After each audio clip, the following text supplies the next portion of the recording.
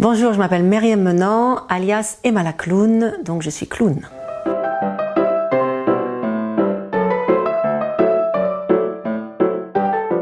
Je suis devenue clown un peu, je pourrais presque dire par hasard, mais disons que j'ai toujours voulu être comédienne, ça depuis que j'ai 13 ans.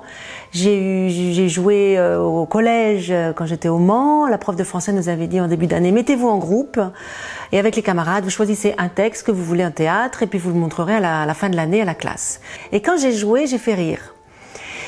Et ça a été un choc, mais un truc de... Enfin vraiment, j'ai eu je peux s'appeler la révélation, mais disons que je me suis dit, ah c'est ça être vivant, alors là ça m'intéresse.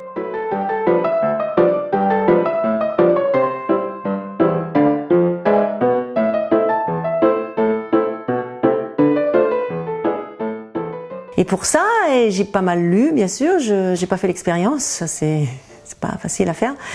Il y avait le Salon de la Mort en 2011 à Paris, qui était très intéressant. J'ai rencontré des gens et puis je suis allée en Inde aussi à Bénarès pour voir ce que c'était qu'un pays où la mort fait partie de la vie, quoi. Et donc c'était absolument fascinant de se retrouver sur les quais le long du Gange, avoir ces brasiers avec ces corps allongés dessus, entourés de la famille en pleurs, entourés des touristes, des enfants qui jouent, des chiens, des buffles, en fait toute cette vie, quoi.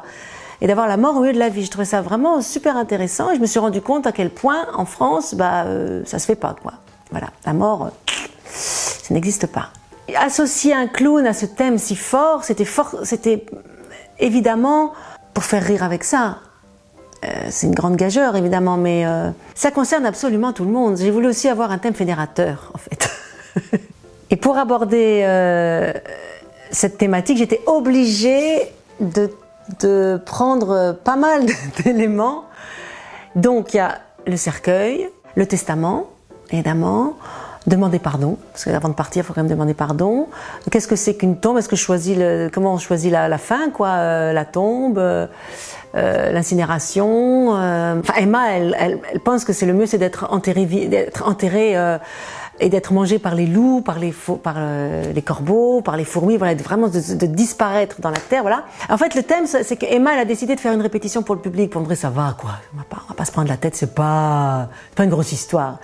Et elle commence en fanfaronnant, et plus ça va, plus son corps, lui, est pas d'accord, c'est-à-dire qu'il veut pas rentrer dans le cercueil, il sort, donc elle veut le ramener, et plus elle-même, finalement, ne veut pas non plus. Je sous-signe Emma, née le...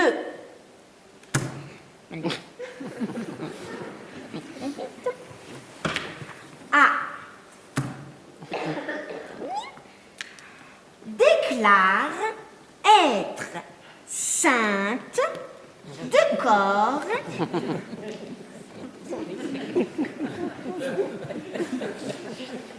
saine de corps et d'esprit.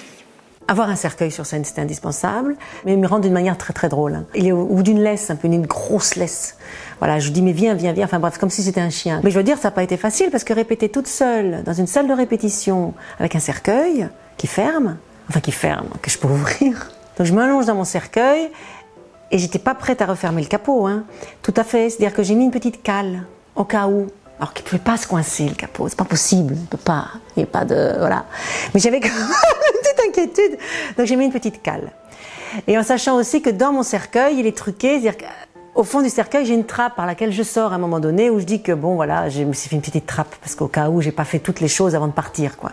Mais même cette trappe, pour sortir, elle est pas grosse, elle est pas épaisse, et j'avais même peur de rester coincée dedans. Et c'est-à-dire qu'on me retrouve 3 semaines après dans ma salle de répétition, avec les jambes à l'extérieur du cercueil, et le reste à l'intérieur, quoi.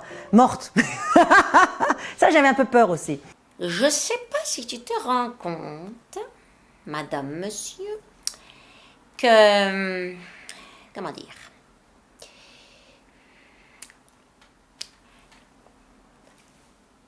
Que tu vas mourir. Ce que je ressens en jouant ce spectacle, c'est déjà d'une part, c'est que le rire des spectateurs n'est pas le même que dans mes autres spectacles. C'est-à-dire que là, tout à coup, il y a un rire libérateur. Et il se passe quelque chose dans ce spectacle qui est assez étonnant, c'est qu'on se relie d'âme à âme entre moi, humaine, et les spectateurs humains. C'est vraiment quelque chose qui se passe au-dessus du spectacle. C'est très étonnant. Il y a des gens qui viennent me dire merci. Même des gens qui me disent, oh là là, j'ai failli pas venir parce que j'ai perdu un proche il n'y a pas longtemps, mais merci, quoi. Mais c'est un thème, de toute façon, qui est, je trouve qu'il est indispensable à montrer. Il faut en parler, quoi. C'est quoi ce pays? On n'en parle pas. Enfin, ce pays occidental, en tout cas. Ces pays occidentaux, on n'en parle pas.